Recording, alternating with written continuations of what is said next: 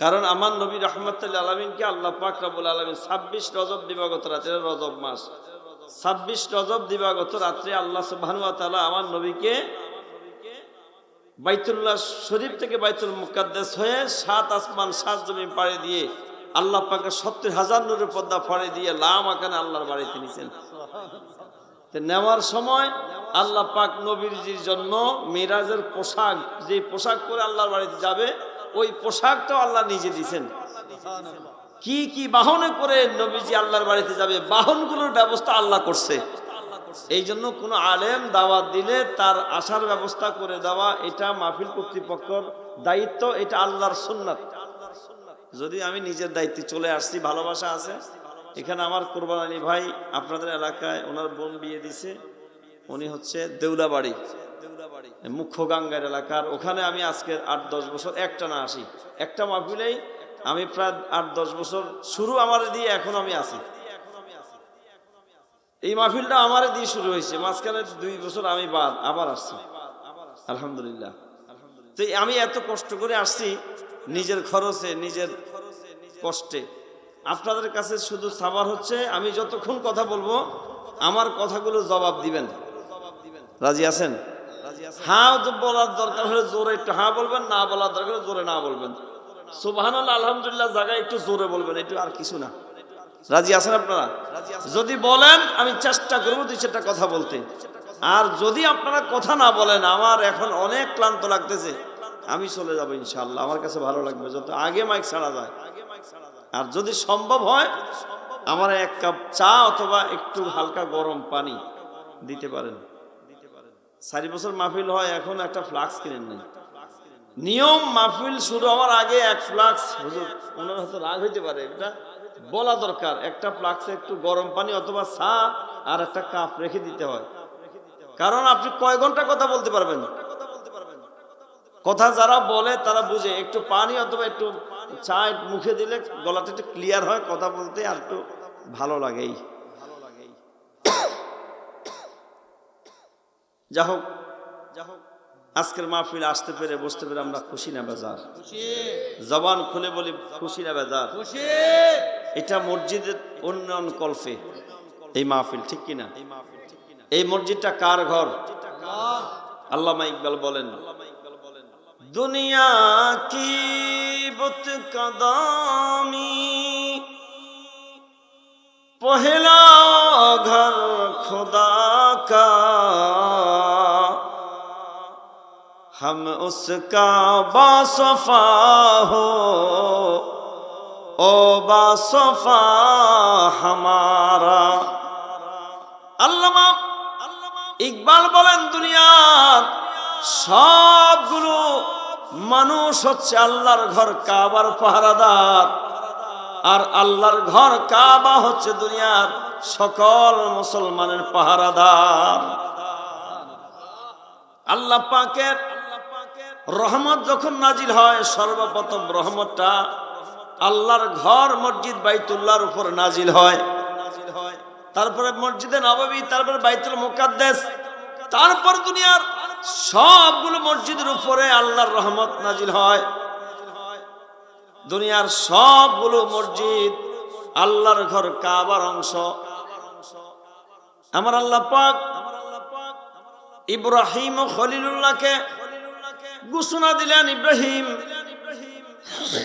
আমি আল্লাহর ঘর কাবা নির্মাণ করো। আল্লাহর ঘর কাবা নির্মাণ করার পর কিছু বালি, কংক্রিট, পাথর রয়ে গেছে।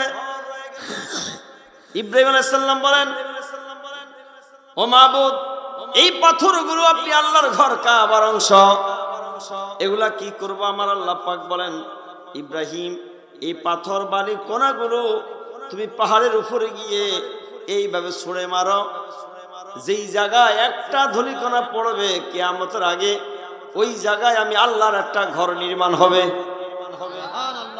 ইব্রাহিম ও খলিলুল্লাহ বলেন, মারে আলাইহি, আমি ইব্রাহিমের এমন কোন শক্তি নাই যেই শক্তি দিয়ে আপনার এই ঘরের অংশগুলো ছুঁড়ে মারবো, পৃথিবীর প্রত্যন্ত অঞ্চলে যাবে। আমার আল্লাহ পাক বলে, ইব্রাহিম তোমার দায়িত্ব হলো এই পাথরগুলো ছুঁড়ে মারা, আর এই পাথরগুলো তাম বিশ্বের আনাচে কানাচে পৌঁছে দেওয়ার দায়িত্ব হচ্ছে আমি আল্লাহ। যেই জায়গায় সামান্য যারা পরিমাণ ধূলিকণা পড়বে, কিয়ামতের আগে হলো ওই জায়গায় আমার আল্লাহর একখানা ঘর নির্মাণ হবে। এই যে আপনাদের এলাকায় একখানা আল্লাহর ঘর নির্মাণ হলো, বুঝতে হবে এই জায়গায় ওই কাবার একটা অংশ পড়েছে, বলি সুবহানাল্লাহ। এই ঘরটাও আল্লাহর ঘর, কাবার অংশ, বলি সুবহানাল্লাহ। বিশ্বাস হয় আপনাদের? এটা আমার আল্লাহ পাক নিজেই বলেছেন কিয়ামতের আগে হলো মসজিদ নির্মাণ হবে ওই জায়গায়, যেই জায়গায় ইব্রাহিম আলাইহিস সালামের চোরে মারা আমি আল্লাহর ঘর কাবার অংশের যারা পরিমাণ হলো পড়ছে, বলি সুবহানাল্লাহ। আপনার এই গ্রামের এলাকার মানুষ ধন্য যে আল্লাহর ঘরের একটা অংশ আপনাদের এখানে তৈরি হয়েছে। এই মসজিদটাই হবে আপনাদের নাজাতের একটা উসিলা। এই মসজিদটা একদিন আপনাদেরকে নিয়ে জান্নাতে চলে যাবে। আসবো আমরা সেই আলোচনার দিকে ইনশাআল্লাহ। তাহলে ইব্রাহিম আলাইহিস সালাম আল্লাহর ঘর কাবা তৈরি করলেন, আর ইব্রাহিম আলাইহিস সালামকে মিল্লাতা আবিকুম ইব্রাহিম হুয়া সাম্মাকুমুল মুসলিমিন। ইব্রাহিম আলাইহিস সালাম হচ্ছে সমস্ত মুসলমান জাতির পিতা, বলি সুবহানাল্লাহ। প্রথমত তিনজন বাবার উপর ঈমান রাখতে হবে। কয়জন? তিনজন। অনেকে চিন্তা পড়ে গেছে বাবা হলে একজন ঈমান রাখবো কেন তিনজনের উপর? অনেকে একজন ছাড়া বাবাই মানতে চায় না। তিনজন। কয়জন?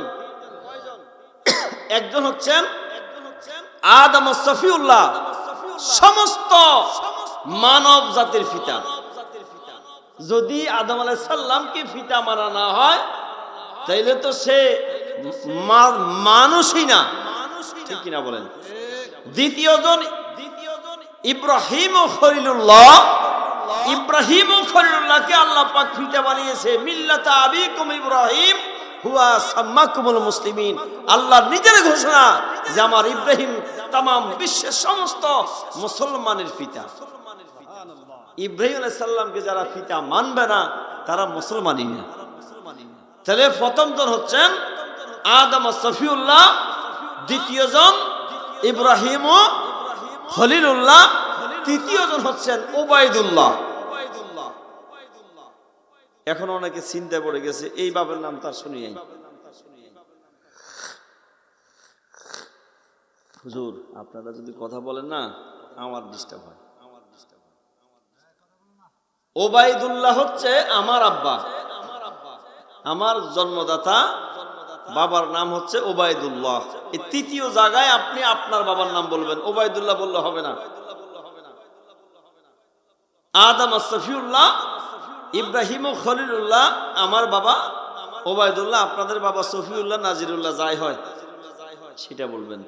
এই তিন বাবার উপর সর্বপ্রথম আপনার ঈমান থাকা লাগবে, ঠিক কিনা বলেন? এরপরে চাচাও বাবা, জ্যাঠাও, শ্বশুরও বাবা, ওস্তাদও বাবা, ফিরও কি বাবা। আমি বুঝাতে পারতেছি কিনা আপনারা জানি না। আমি আজকে ইব্রাহিম ও খলিলুল্লাহ সম্পর্কে সামান্য একটু আলোচনা করব, যিনি আল্লাহর ঘর কাবা নির্মাণ করলেন। আল্লাহর ঘর কাবা নির্মাণ করে উনি কি মর্যাদার অধিকারী হলেন সেই কথাগুলো আল্লাহর কোরআন থেকে আমি আপনাদের সামনে তুলে ধরতে চাই। শুনতে রাজি আছেন আপনারা? আল্লাহ তৌফিক দান করুন, বলি আমিন।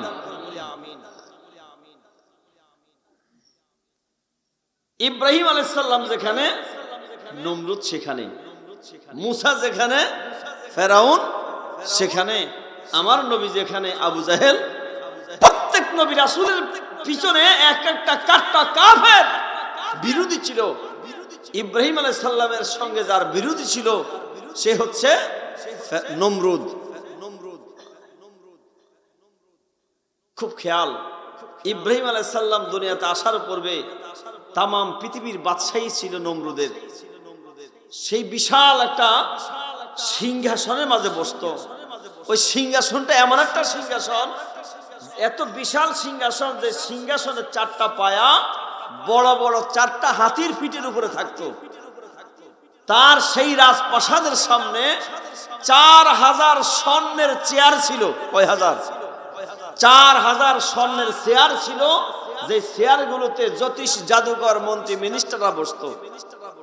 যার রাজ্যে, রাজপ্রাসাদে, সংসদ ভবনে 4000 স্বর্ণের চেয়ার থাকে, ওই বাদশা কেমন বাদশা, তার এত ধাম্বিক, এত অহংকার ছিল, এক পর্যায়ে সে খোদাই দাবি করলো।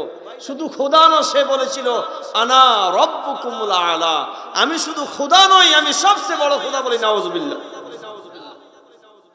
একদিন রাত্রে নমরুদ স্বপ্নে দেখেন যে আসমানে একটা তারকা। জ্যোতিষ জাদুকরকে দেখে বললেন, আমি আসমানে একটা আজব তারকা দেখলাম, দেখো তো এটা কি?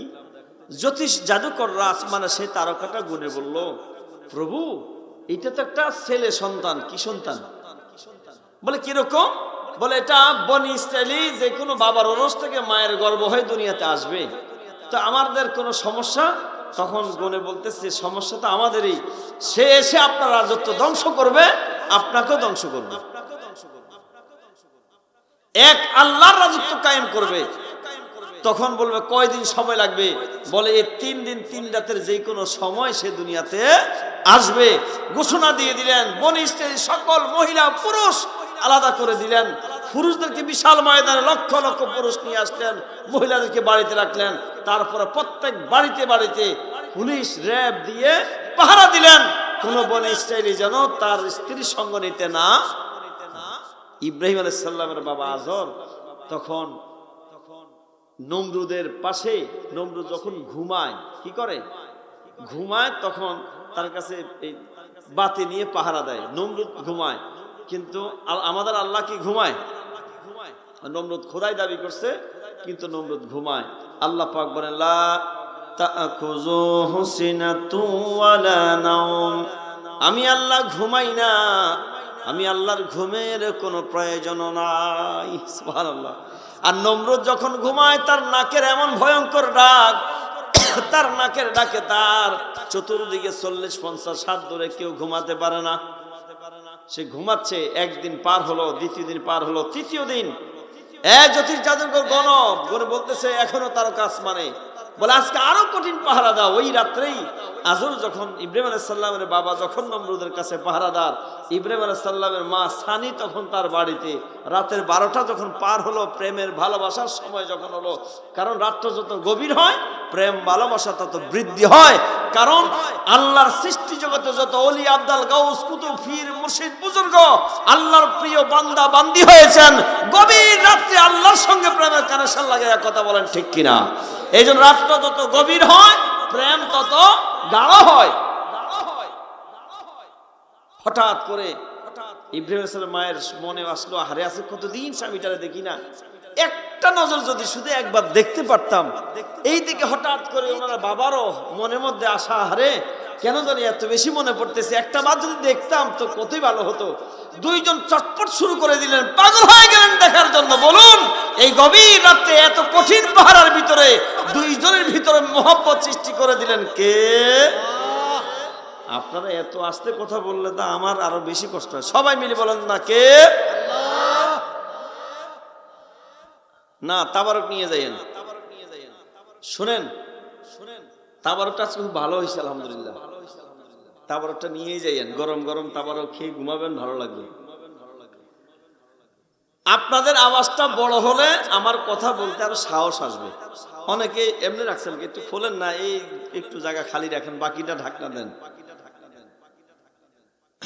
দুজন পাগল হয়ে ইব্রাহিম আলাইহিস সালামের মা অলরেডি ঘর থেকে বের হয়ে গেছেন। কারণ সবাই জানে যে ইব্রাহিম আলাইহিস সালামের বাবা আজর তো ওই নমরুদের রাজপ্রাসাদে আছে, উনি চাইলেও আসতে পারবে না, আর ইনি চাইলেও যাইতে পারবে না। তাই এখানে পাহারা দেওয়ার কোনো দরকার নাই।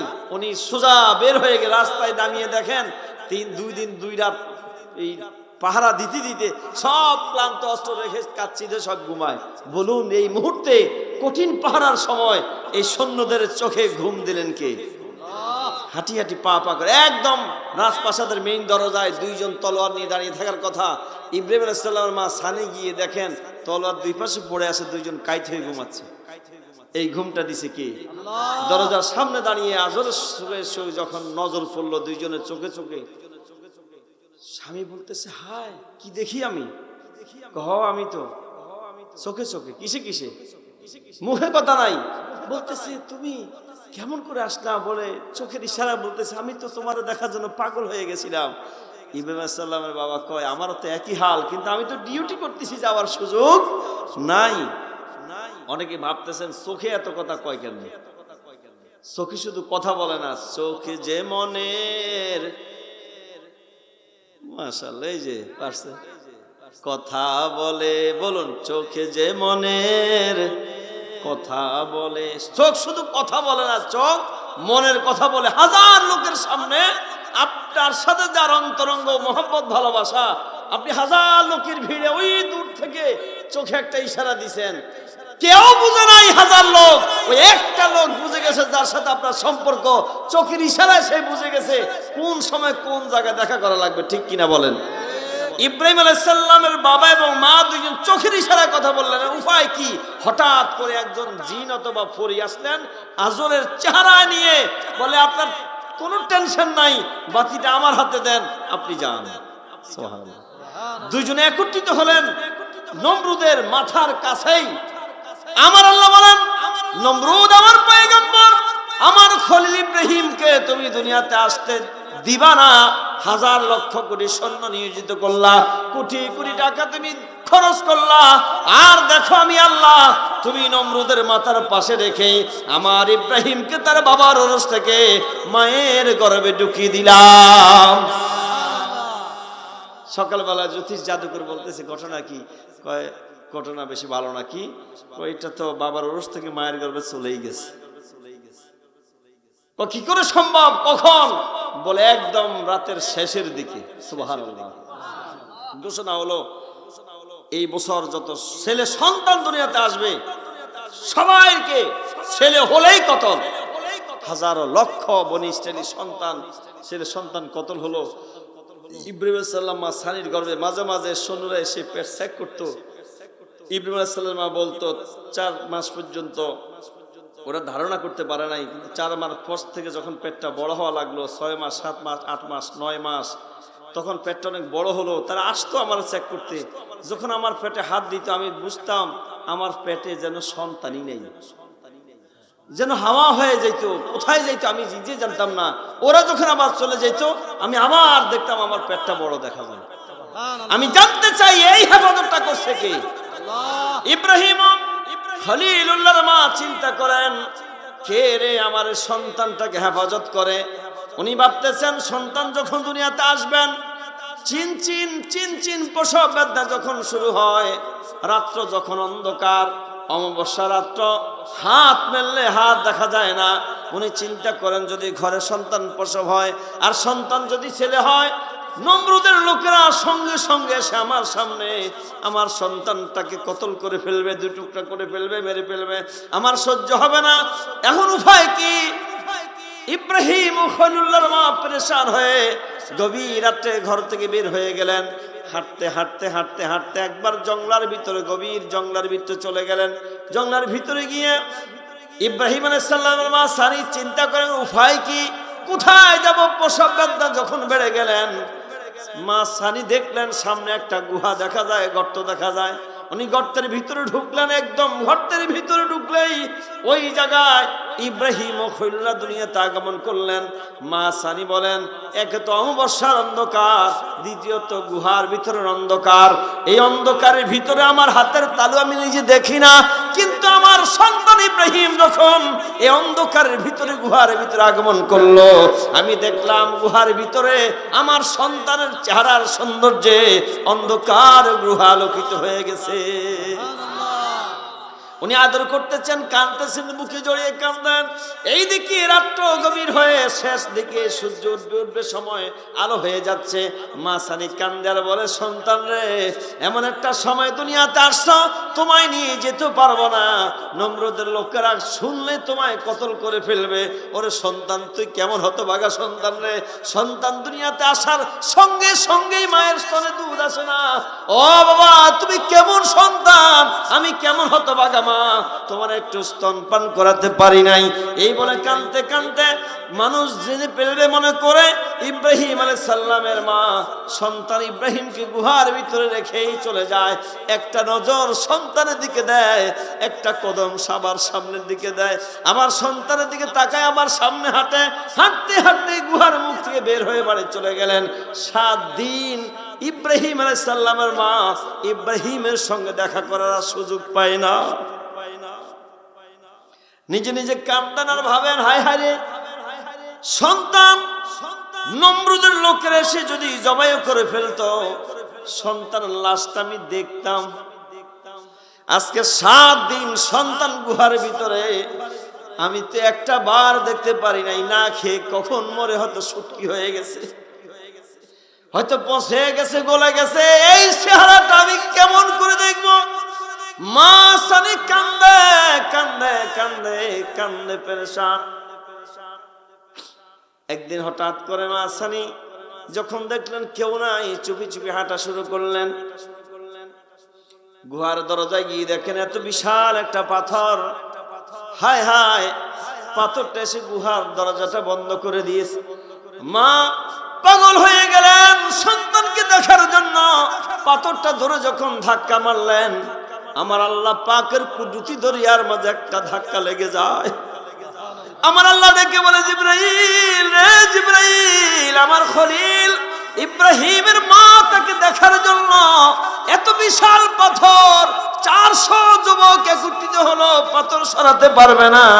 কিন্তু সন্তানের প্রেমে পাগল হয়ে মা পাগলের মতো কেমন করে পাথর ধাক্কা মারে দেখো জিবরাইল। আমি চাই মা পাথরটা ধরে ধাক্কা মারলো, আমি আল্লাহ চাই তুমি জিবরাইল ইশারা দিয়ে পাথরটা একটু সরিয়ে দাও। পাথরটা সরিয়ে গেল। ইব্রাহিম আলাইহিস সালামের মা ভিতরে যাচ্ছেন, এইভাবে মুখে কাপড় দিয়ে কাঁদতে কাঁদতে যায়। কেমন করে সন্তানের পচা চেহারাটা দেখবো, পচা লাশটা দেখবো। হয়তো নাও থাকতে পারে, কেউ হয়তো খেয়েও ফেলেছে, কোনো হিংস্র জানোয়ার হয়তো নিয়ে গেছে। কত চিন্তা, কান্না কান্না চেহারা নিয়ে সামনে আসলেন। এসে দেখেন ইব্রাহিম খলিলুল্লাহ তার নুরানি হাত পা মোবারকগুলো নেড়ে নেড়ে খেলা করে। ইব্রাহিম আলাইহিস সালামের মা পেরেশান হয়ে গেলেন, এটা কি করে সম্ভব? গভীর মনোযোগ। ইব্রাহিম আলাইহিস সালামের মা যখন ইব্রাহিম আলাইহিস সালামকে ঘরতে রেখে চলে গেলেন, দেখবেন সন্তান দুনিয়াতে আসার পরে 2, 4, 5, 7, 10 মিনিট পরে সন্তান তার হাত কাপড় যেটাই মুখের কাছে লাগে ওটা শোষা শুরু করে, ঠিক কিনা? ইব্রাহিম আলাইহিস সালাম গুহার ভিতরে খাওয়ার প্রয়োজন, খিদা লেগে গেছে। জিবরাইল ডেকে বলে, আল্লাহ আপনার ইব্রাহিম আপনার খলিলের খিদা লাগছে, খাবার দরকার। আমার আল্লাহ পাক বলে, জিবরাইল আমি জানি আমার বন্ধুর খাবার প্রয়োজন, কিন্তু তার মা তো নাই, কে তার দুধ পান করাবে? জিবরাইল রে, আমি চাই তুমি জিবরাইল আমার খলিলের এই 2টা আঙ্গুল তার মুখের ভিতরে ঢুকিয়ে দাও। ফেরেশতা জিবরাইল এসে ইব্রাহিম আলাইহিস সালামের 2টা আঙ্গুল মুখের ভিতরে যখন ঢুকিয়ে দিলেন, ইব্রাহিম আলাইহিস সালাম আঙ্গুলগুলো যখন চুষতে লাগলেন, একটা আঙ্গুল থেকে মধু, আরেকটা আঙ্গুল থেকে দুধ বের হওয়া শুরু হয়ে গেছে। এবার ইব্রাহিম খলিল আঙ্গুল চুষে খায়, যখন পেটটা ভরে যায়, তৃপ্তি পেয়ে যায়, আঙ্গুলটা বের করেন। আবার যখন খিদা লাগে আবার আঙ্গুল চষেন, পেটটা ভরে গেলে আবার আঙ্গুল হাতটা বের করে ফেলেন। এইভাবে 7 দিনে ইব্রাহিম আলাইহিস সালামের মা বলেন, আমি দেখলাম 7 দিনে যেন আমার সন্তান 3 মাসের সন্তানের মতো বড় হয়ে গেছে। বরকত দিছে কে? আরো জোরে বলি কে? এইভাবে যাইতে যাইতে ইব্রাহিম আলাইহিস সালামের বয়স হয়ে গেল 7 বছর। কয় বছর? এই গুহার ভিতরে। কিসের ভিতরে? কেমন পয়গম্বর আমাদের বাবা, দেখেন 7 বছরে একটা গুহার ভিতরে ছিলেন, বাহির হন নাই, কারণ আল্লাহর হুকুম হয় না। বাহির হইলেই তো নমরুদের লোকেরা কতল করে। না না না, এটা থাক, এক কাপে ওয়াশ শেষ। কি কই মিয়া, আমি মুহূর্তে এক কাপ পাই না।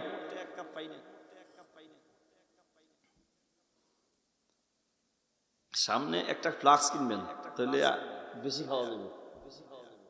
বাবা আপনাদের কি অসুবিধা হয়? চলবে আলোচনা ইনশাআল্লাহ। আমি এতক্ষণ অপেক্ষা করছি একটা সুন্দর পরিবেশের জন্য, কারণ আল্লাহর কোরআন আলোচনা যেখানে হয় সেখানে